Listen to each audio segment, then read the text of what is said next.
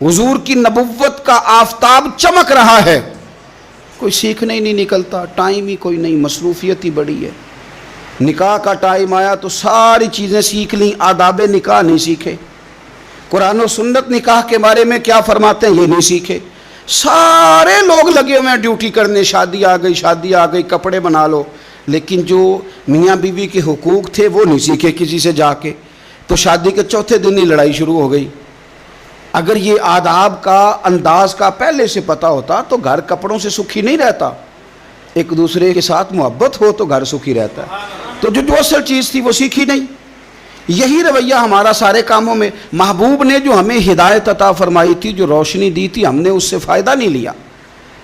اور اب میلاد شریف کا مہینہ آیا ہے تو میلاد شریف کا مہینہ بھی آپ نے یہ محفلیں ان لوگوں کے سپرد کرنی ہیں جو اللہ خیر کرے، ہاتھ میں جن کے سپیکر ہوگا، کبھی بھاگ کے ادھر جائیں گے، کبھی دوڑ کے ادھر جائیں گے، اور وہ کہیں گے کہ ہاں میں تمہیں میلاد سنا رہا ہوں، تمہیں کیا پتا، میں بتاتا ہوں۔ آپ نقطے نہ بیان کریں، آپ میلاد والے رسول صلی اللہ علیہ وسلم کی سیرت کا ایک باب کھولیں، آپ بتائیں نبی پاک صلی اللہ علیہ وسلم نے بحیثیت باپ کیسے وقت گزارا ہے، بحیثیت ایک شوہر کے کیسے وقت، آپ ایک ایک چیپٹر سیرت کا کھولیں، آپ لوگوں کو تعلیم دیں، بس کریں۔ کروڑوں روپیہ جلسوں پہ لگتا ہے، کیا دے رہے ہیں آپ قوم کو؟ اور قوم بھی کہتی ہے بڑا چسکا آیا، بڑے نقطے سنے، کچھ آداب بھی سیکھے، اس میں سے ملا بھی۔ یہ محفل ہے، آج کو میلہ نہ بنائیں، میلہ اور ہوتا ہے، محفل اور ہوتی ہے۔ میلے میں لوگ جاتے ہیں، گھوم پھر کے آتے ہیں، کہتے ہیں پنگوڑے اچھے تھے، اس کے اندر کھلونوں کی دکانیں اچھی تھی۔ میلہ ہوتا ہے اور محفل ہوتی ہے، تو محفل کو محفل بنائیں، میلہ نہ بنائیں، مہربانی فرمائیں۔ میرے عزیز، آپ میری بات پر غور کریں گے اور اسے یاد رکھیں گے۔ ایک تو ہے کہ ایز اے اسپیشل میرے نبی پاک نے تعلیمات، اور ایک یہ کہ حضور ویسے کسی سے گفتگو کریں تو اللہ اسے ہدایت عطا فرما دیتا۔ اسیرۃ النبویہ میں موجود ہے، حضرت بریدہ اسلمی رضی اللہ تعالیٰ عنہ صحابی ہیں، وہ فرماتے ہیں کہ جب ابو جہل نے اعلان کیا نا کہ جو معاذ اللہ ثم معاذ اللہ نقل کفر نہ باشد، حضور ہجرت کر کے مکہ مکرمہ سے مدینہ طیبہ جا رہے، تو جو سید عالم صلی اللہ علیہ وسلم کو گرفتار کرے گا اسے 100 سرخ اونٹ دیے جائیں گے۔ آج ہمارے زمانے میں سائیوال نسل کی گائے بھینس بڑی مہنگی ہے، تو 100 گائیں وہاں سے لے آئیں تو کتنے کروڑ بنا۔ عرب میں سرخ اونٹ بڑا مہنگا تھا اور 100 ملے گا تو بڑے بڑے لوگوں کے لیے بڑا اچھا موقع مل گیا امیر بننے کا، تو بڑے لوگ بھاگے۔ بریدہ کہتے ہیں میں اکیلا نہیں، 70 بندے میں نے ساتھ لیے، چونکہ انعام ہی بہت تگڑا تھا۔ 70 بندے ساتھ لے کے میں گیا حضور کو گرفتار کرنے، تو مکہ مکرمہ سے کوئی 70-75 کلومیٹر کے فاصلے پر میں نے نبی پاک صلی اللہ علیہ وسلم اور جناب صدیق اکبر کو پا لیا۔ کہتے ہیں جب 70 سواروں کے ساتھ، ان کے ہاتھ میں نیزیں ہیں، تلواریں ہیں، ان 70 سواروں کے ساتھ جب میں وہاں پہنچا اور جناب صدیق اکبر رضی اللہ تعالیٰ عنہ نے ہمیں آتے ہوئے دیکھا تو تھوڑا گھبرائے۔ کہتے ہیں صدیق اکبر گھبرا رہے تھے کہ 70-71 بندے آ گئے، پر حضور زیر لب تھوڑا تھوڑا مسکرا رہے تھے، حضور زیر لب تھوڑا تھوڑا مسکرا رہے تھے، اور نبی پاک صلی اللہ علیہ وسلم بڑے اطمینان کے ساتھ بیٹھے۔ بریدہ آ گئے اور جب آ کے کھڑے ہوئے نا تو حضور نے پوچھا تمہارا نام کیا ہے؟ ایک بندہ گرفتار کرنے آیا ہے۔ میں نے کہا کہ جب آپ کو بڑا ڈر چڑھا ہو تو روشنی مدینے والے رسول عطا کریں گے، چاروں جانب خوف ہو تو نور میرے نبی سے لے لو، انشاءاللہ دل ٹھنڈا ہو جائے گا۔ حضور نے نہ پوچھا تھا، بندہ پکڑنے آیا ہے، وہ آیا ہے 70 بندے لے کے گرفتار کرنے، حضور پوچھتے ہیں تیرا نام کیا ہے؟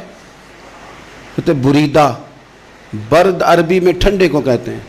حضور جناب صدیق اکبر کی طرف دیکھ کے فرمانے لگے کوئی ڈرنے والی بات نہیں، یہ تو معاملہ ہی ٹھنڈا ہے سارا۔ حضور فرمانے لگے تیرا قبیلہ کون سا ہے؟ کہنے لگے حضور بنو اسلم۔ اسلم سلام، یہ سلامتی سے نکلیں۔ اس نے کہا بنو اسلم میں سے ہوں، تو حضور فرمانے لگے ابو بکر یہ اور مسئلہ ٹھیک ہو گیا، یہ تو معاملہ کوئی فتنے والا نہیں، یہ تو سارا کام ہی سلامتی والا ہے۔ حضور نے تیسرا سوال کیا اور آخری سوال کیا، فرمانے لگے بنو اسلم قبیلے کی تو بڑی شاخیں ہیں، تو کس شاخ سے؟ کہا حضور بنو سہم میں سے، سہم کا معنی حصہ۔ تو حضور فرمانے لگے تو فکر نہ کر، تجھے تیرا حصہ ملے گا۔ تو حضرت بریدہ کہتے ہیں میں نے کہا پھر آپ کا نام کیا ہے؟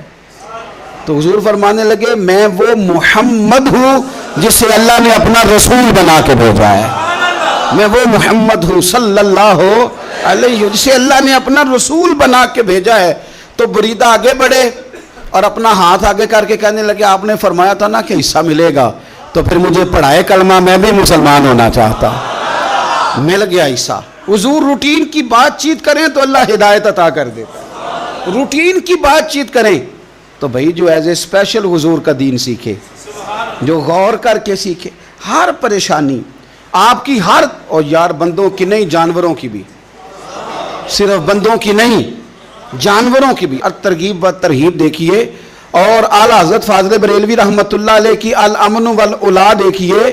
نبی پاک صلی اللہ علیہ وسلم کے صحابی حضرت تمیم داری رضی اللہ تعالیٰ عنہ فرماتے ہیں میں حضور کے ساتھ تھا، ایک جگہ کھڑے تھے، ہم بہت سارے صحابہ تھے، ایک اونٹ دوڑا دوڑا آیا، اس نے نا پہلے حضور کی قدم چومے، پھر کان میں کچھ کہا اونٹ نے، تو حضور فرمانے لگے تو فکر نہ کر، اگر تو سچا ہے تو تیری مدد ہوگی، اور اگر تو جھوٹا ہے تو تجھے تیرے جھوٹ کی سزا ملے گی۔ یعنی میں کیسے اس بندے کو سمجھاؤں، میں کیسے اسے سمجھاؤں، کمیٹی ڈال کے رو کے درد سے ادھار لے کے کوئی مدینے گیا، اور ماڑا بندہ، اور اس کی تڑپ ہے کہ میں سونے کو اپنے دکھ سناؤں، تو وہ کھڑا ہوا تو ایک صاحب اسے کہنے لگے یہ معاذ اللہ سنتے نہیں تو کس کو سنا رہا ہے، چپ کر، کنٹرول کر اپنی زبان کو، اگر دین نہیں آتا تو نبی پاک سے محبت کرنے والوں کے دل نہ توڑ۔ جو رسول اونٹوں کی بولیاں بڑے خوب طریقے سے جانتے ہیں وہ اپنے غلاموں کی باتوں کو نہیں سنتے۔ یہ تو نے کیسی بات کر دی؟ اعلیٰ حضرت کہتے ہیں لب واہ ہے، آنکھیں بند ہیں، پھر بھی پھیلی ہیں جھولیاں۔ کہتے ہیں لب کھلے ہیں، آنکھیں بند ہیں، اور میری جھولی پھیلی ہے، میری جھولی۔ پتہ نہیں آپ کو بھی اتنا ہی مزہ آ رہا ہے جتنا مجھے آ رہا ہے، کہیں آپ سوچتے ہیں۔ کہتے ہیں لب واہ ہیں، آنکھیں بند ہیں، پھیلی ہیں جھولیاں۔ یہ بریلی کے امام شعر نہیں لکھتے، ساتھ ساتھ مزہ بھی لیتے۔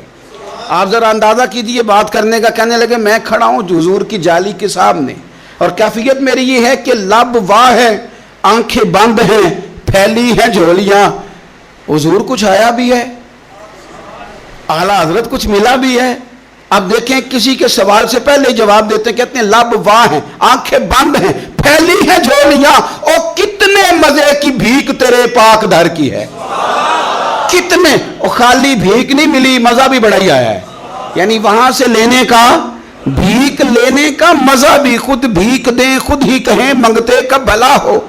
یہ تو شعر ہے نا، تھوڑا سا بندہ پڑھا لکھا ہو تو سمجھ میں آتے ہیں، تو دیسی بندے بھی بڑی باتیں، میں نے آپ کو پہلے بھی بتایا تھا، اور وہ بات مجھے بڑا مزہ دیتی ہے۔ میں پہلی دفعہ حاضر ہوا تو ایک بابا جی کو نا وہ جن کی وہاں ڈیوٹی ہوتی ہے نا پولیس والے، وہ دھکے دے رہے ہیں، یلا حاجی نکل، اس کو دھکے دے رہے ہیں۔ تو بابا میرے آگے آگے، بابا اسے کیا کہتا، کہتا تیری خیر ہوئے پہرے دارا، روزے دی جالی چوم لین دے۔ ایک دفعہ نہیں، 2-4 دفعہ بابا جی نے کہا۔ تو کئی دفعہ ہم کسی کو مسئلہ تو بتاتے ہیں، لیکن وہ بندہ تو ذوق میں ہوتا ہے نا، اور وہ جو مسئلہ بتاتا ہے وہ نرالا ہوتا ہے۔ وہ باہر نکل کے نا، تو میں نے بابا جی سے کہا، میں کہا تسی 10 ساری شعر پڑھے ہیں پنجابی دا، انہوں کو تو تہاڈی سمجھ لگدی سی، وہ تے عربی ہے۔ تو بابا جی میرے تھپکی دے کے نا یہاں کندھے پہ، کہندے پتر مینوں بھی پتہ ہے، مینوں بھی پتہ ہے، انہوں نہیں سمجھ لگدی، میں تے اپنا رانجھا پہ راضی کردا سی، مینوں بھی پتہ تیری خیر ہوئے پہرے دارا، روزے دی جالی۔ آپ یقین کریں کہ جو رانجھا راضی کرنے والے ان کی بھی کیا ہی بات ہے۔ روزے دے دوالے نے غلاماں دیاں ٹولیاں، وہ ویکھو ایک پہ سن دے کروڑاں دیاں بولیاں۔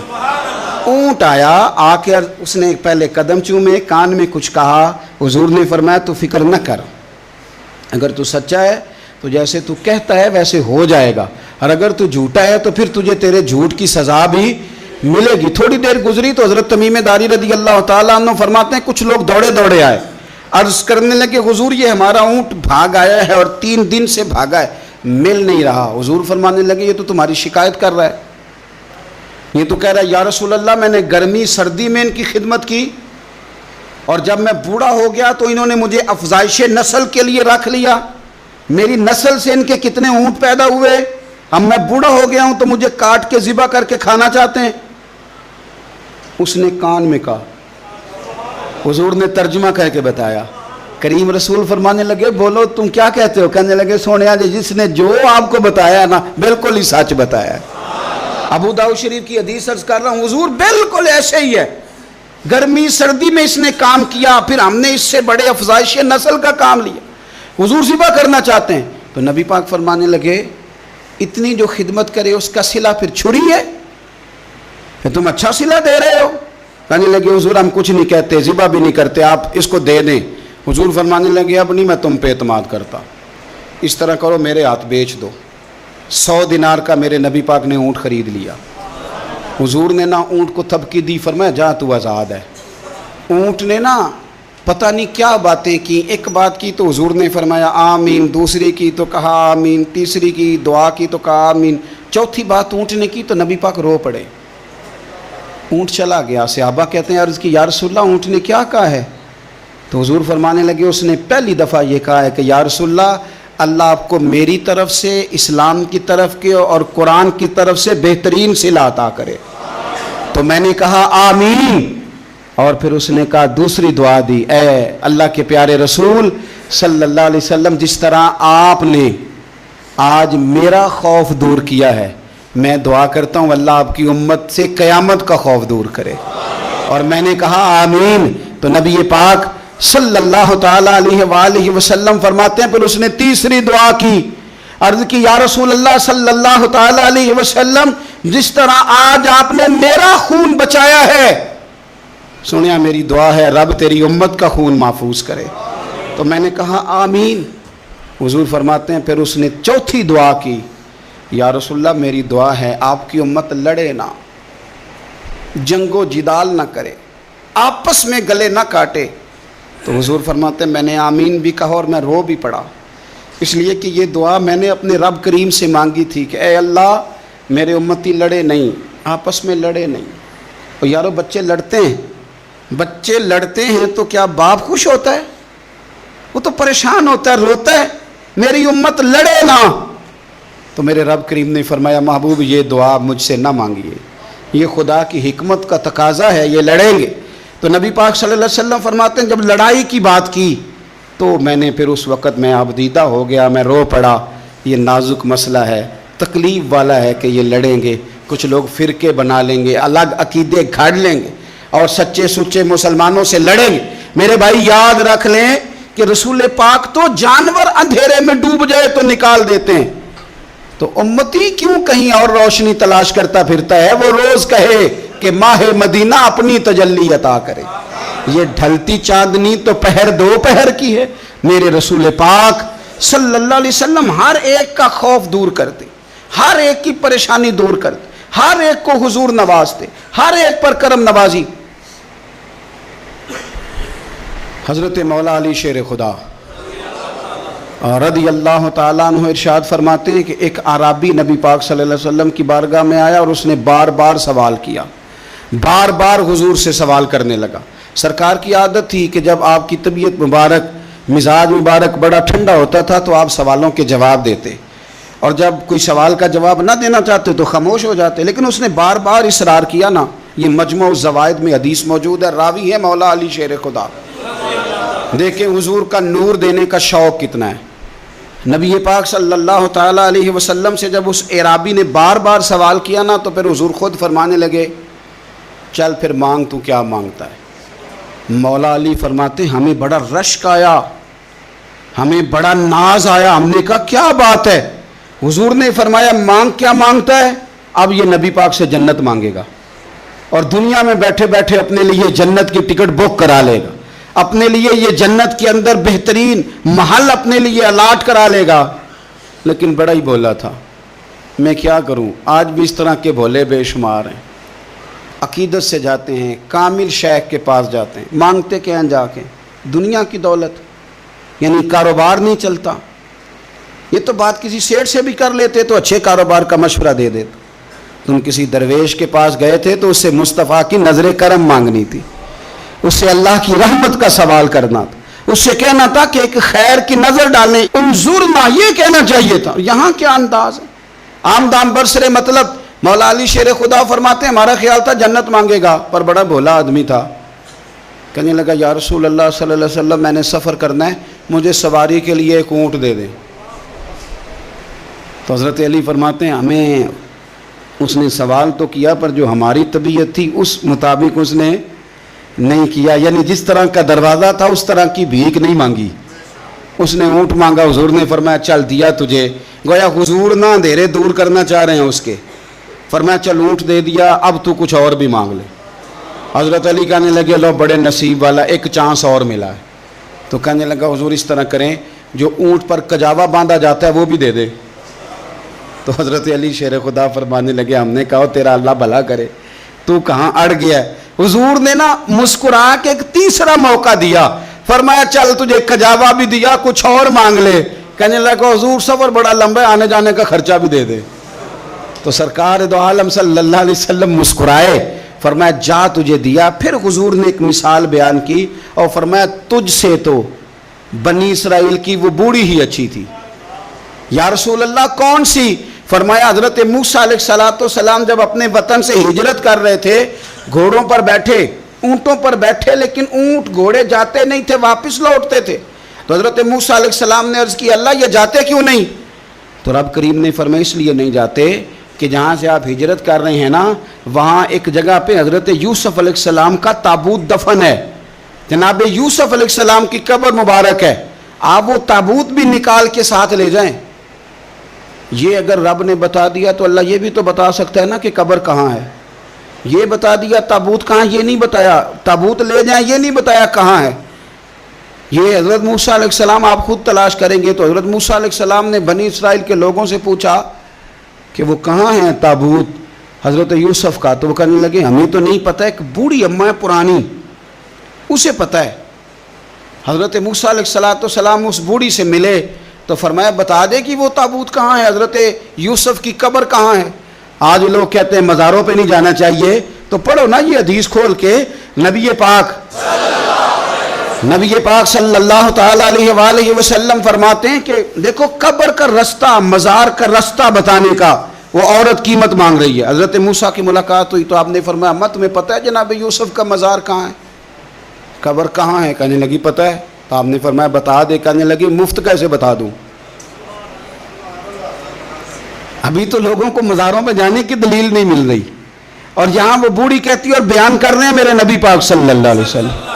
اور بوڑھی کہنے لگی مفت نہیں بتاؤں گی. تو حضرت موسیٰ فرمانے لگے قیمت لے لے. کہنے لگی بالکل آپ قیمت دیں گے تو بتاؤں گی. فرمایا قیمت کیا ہے؟ کہنے لگی قیمت یہ ہے کہ جنت میں مجھے بھی اس محلے میں مکان چاہیے جس میں حضرت موسیٰ علیہ السلام کا مکان ہو. اس محلے میں مجھے بھی مکان چاہیے، اسی درجے میں آپ کے ساتھ.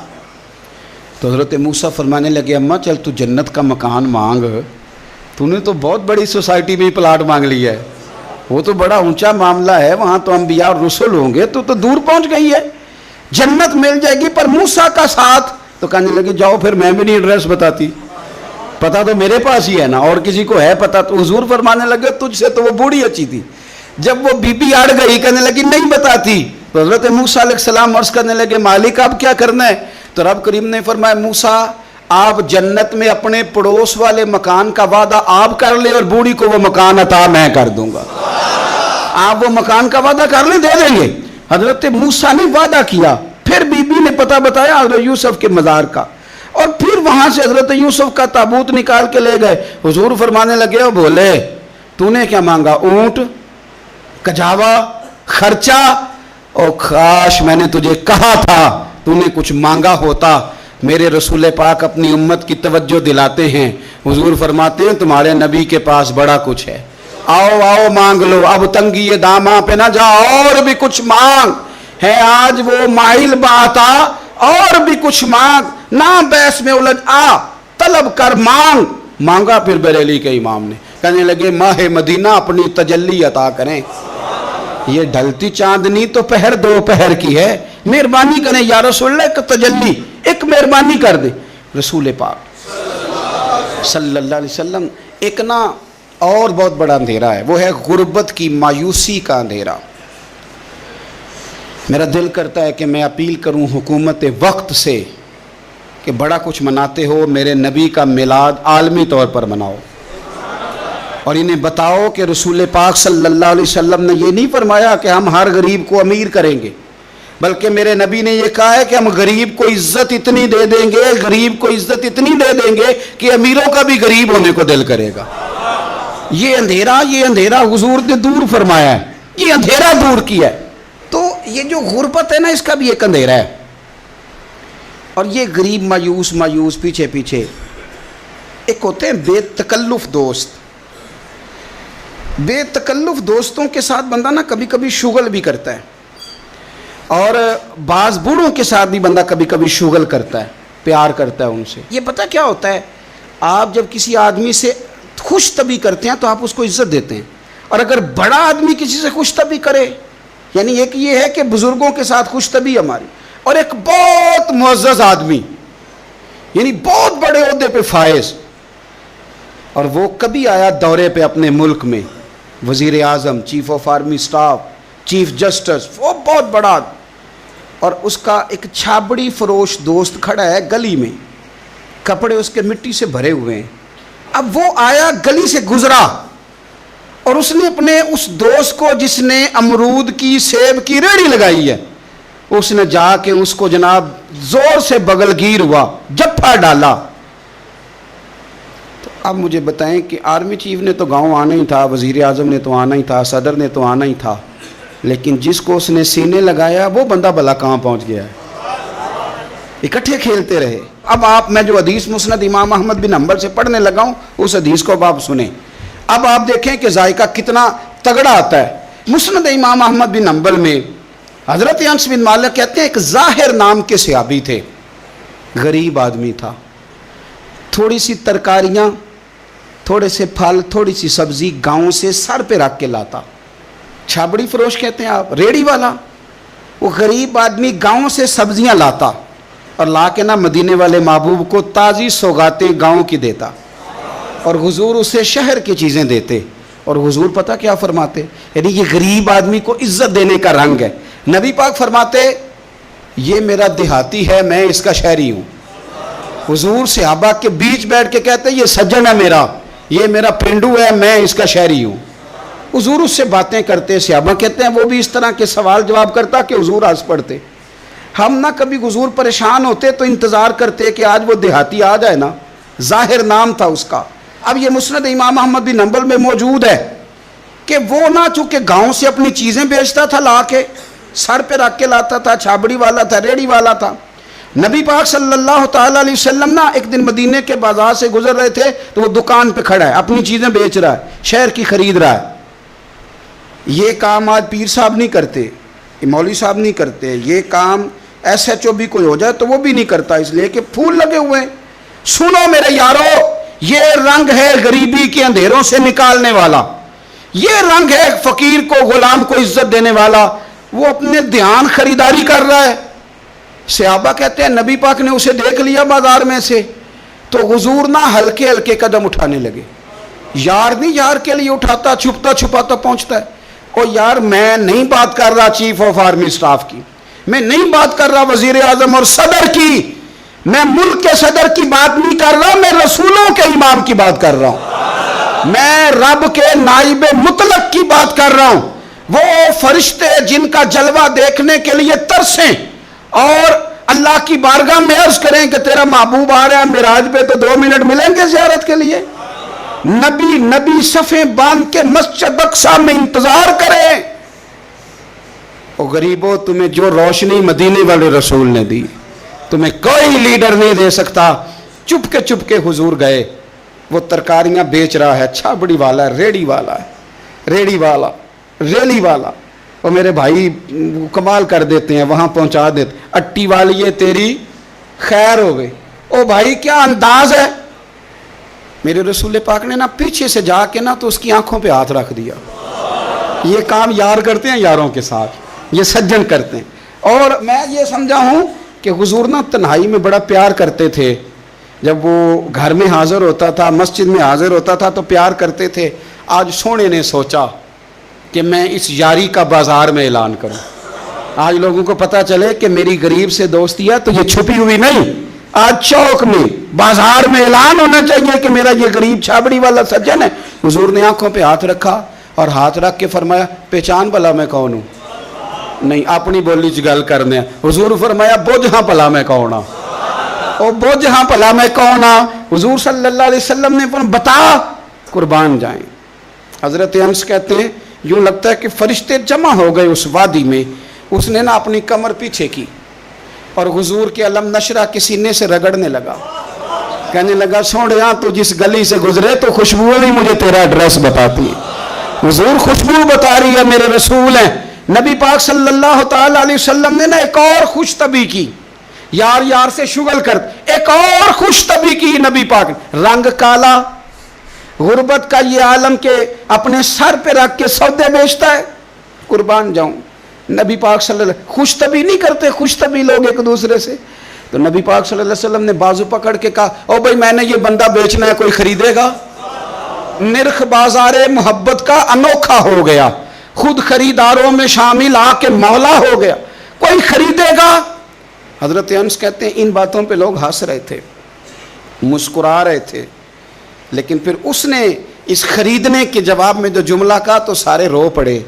नबी पाक ने जब कहा कोई खरीदेगा तो उसने चेहरा पीछे किया, सिर्फ चेहरा, रो के कहने लगा सोनिया मुझे तो अपना नाम भी नहीं लिखना आता, ये तो तू बंदा नवाज है तो करम फरमाता है, मुझे तो नेड़े कोई नहीं बिठाता, मेरा ना रूप है ना रंग है ना शक्ल है ना कोई और मेरे पास खूबी, मुझे कौन खरीदेगा?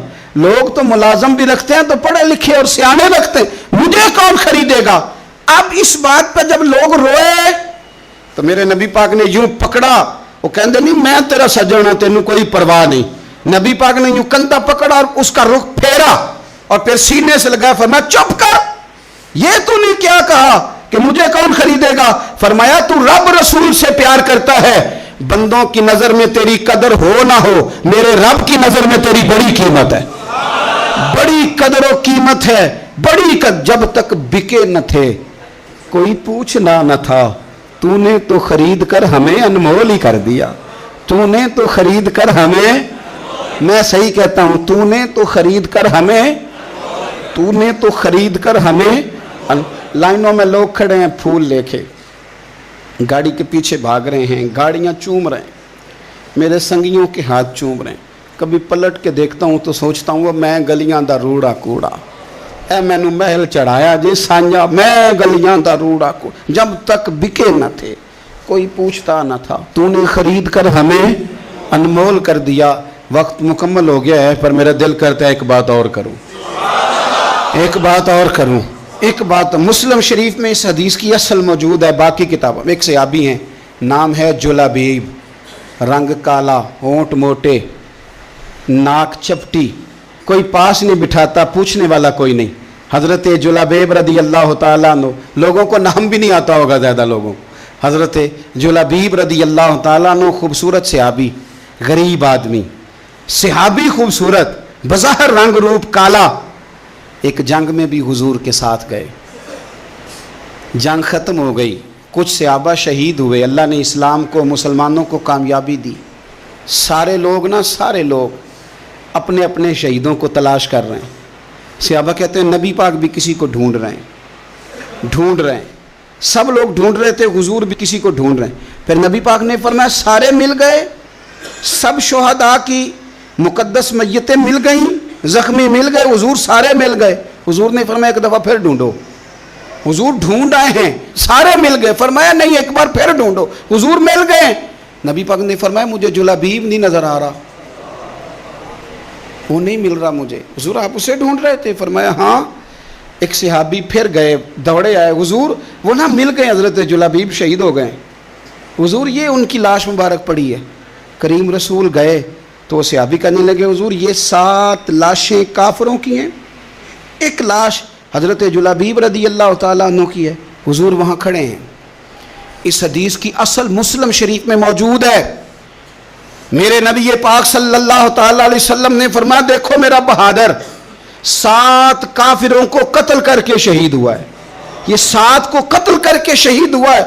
ये लफ्ज़ है हदीस पाक के। मेरे नबी पाक सल्लल्लाहु अलैहि वसल्लम ने उस शख्स को जिसको ढूंढने वाला भी कोई नहीं, लाश उठाने वाला भी कोई नहीं, उस वक़्त उनका अपना मौजूद भी कोई नहीं, ये लफ्ज़ है हदीस के। रंग काला, बंदा गरीब, देखो हुजूर ने कैसे अंधेरे से निकाला, اللہ کے رسول سرانے کھڑے ہوئے اور اتنے اعلیٰ لفظ نہیں ملتے، امام حسین کے لیے ملتے ہیں، چند اور لوگوں کے لیے ملتے ہیں، ہر ایک کے لیے نہیں ملتے۔ نبی پاک نے اشارہ کیا، ادھر دیکھنا، اشارہ کیا، ان کی لاش مبارک پڑی ہے، فرمایا ھذا منی وانا منہ۔ یہ نہیں فرمایا یہ جنت میں گیا ہے، یہ نہیں فرمایا پکا جنتی ہے، بلکہ فرمایا ھذا منی۔ لوگوں کا خیال تھا انہیں تو ڈھونڈنے بھی کوئی نہیں گیا تھا، ان کی تو خبر لینے بھی کوئی نہیں گیا، ان کا تو اپنا بھی کوئی نہیں تھا، لیکن وہاں کھڑے کھڑے حضور نے فرمایا میرے غلاموں سنو، تم اس کا رنگ کالا سمجھتے ہو، تم اسے لاوارث سمجھتے ہو، ھذا منی وانا منہ، فرمایا یہ مجھ سے ہے میں اس سے ہوں، یہ مجھ سے ہے میں اس سے ہوں، تو من شدی من تو شدم، ھذا منی وانا منہ، یہ مجھ سے ہے میں اس سے ہوں۔ صحابہ کہتے ہیں وہ نا الفاظ کیا میٹھے تھے، کانوں میں گھوم گئے، اب اس کا کیا ترجمہ کریں؟ سونے نے بتا دیا یہ میرا میں اس کا، یہ میرا غلام میں اس کا آقا، یہ مجھ سے میں اس سے۔ قبریں تیار ہو گئیں، سب اپنے اپنے شہیدوں کو قبروں میں دفن کرنے لگے۔ کہتے ہیں ان کی باری بھی آئی تو کچھ صحابہ نے انہیں بھی اٹھانا چاہا تو حضور نے فرمایا ہٹ جاؤ، تمہیں بتایا نہیں ھذا منی، میرا ہے، پیچھے ہٹو نا، قربان جائیں۔ کہتے ہیں سب پیچھے ہٹ گئے تو جس طرح ماں بیٹا اٹھاتی ہے، حضور نے ایک ہاتھ ان کے سرہانے کے نیچے رکھا، ایک ان کی ٹانگوں کے نیچے رکھا، اور حضور نے یوں اٹھایا، او یارو پتہ نہیں میں کیا کہہ رہا ہوں، یہ حدیث کے لفظ ہیں، مر جانے کو جی چاہتا ہے۔ حضور نے یوں اٹھایا، پھر نبی پاک اکیلے لے کے قبر میں اترے۔ میں نے جب حدیث پڑھی تو میں نے نا اس کے حاشیے میں ایک جملہ لکھا ہے، جب حضور نے اٹھایا نا تو یقیناً نبی پاک صلی اللہ علیہ وسلم نے ماتھا بھی چوما ہوگا، یقیناً حضور نے پیار بھی کیا ہوگا۔ حضور نے قبر میں لٹایا تو میں نے نیچے ایک حاشیہ لکھا ہے، میں نے کہا حضرت جلابیب، لوگ تو جب مٹی ڈالتے ہیں تو مدینے والے آتے ہیں نا، تجھ سے کیا حساب کتاب ہوگا، مٹی ڈلی نہیں اور اللہ کی ساری رحمتیں پہلے قبر میں پہنچ گئی۔ قبر میری تے میرے اب پیرا جے کر پاویں پھیرا، قبر دے اندروں ہڈیاں اٹھ کے مجرا کر سن تیرا۔ کیا کہا بریلی کے امام نے، کہنے لگے ماہ مدینہ اپنی تجلی عطا کریں، یہ ڈھلتی چاندنی تو پہر دو پہر کی ہے، یہ ڈھلتی چاندنی تو پہر دو پہر کی۔ میرے دوستو، نہ دائیں بائیں بھیک مانگو، نہ چاپلوسیاں کرو دنیا داروں کی، نہ ادھر ادھر بھاگو۔ اعلیٰ حضرت کہتے ہیں تم ٹھوکریں کھاتے پھروگے ان کے در پہ آ پڑو۔ قافلہ تو اے رضا اول گیا آخر گیا، حضور کی بارگاہ کی طرف توجہ کریں، رج کے پیار کرے مدینے والے محبوب سے، ہمیشہ مدحت خیر الانام میں گزرے، دعا ہے یہ عمر درود و سلام میں گزرے۔ آخر دعوانا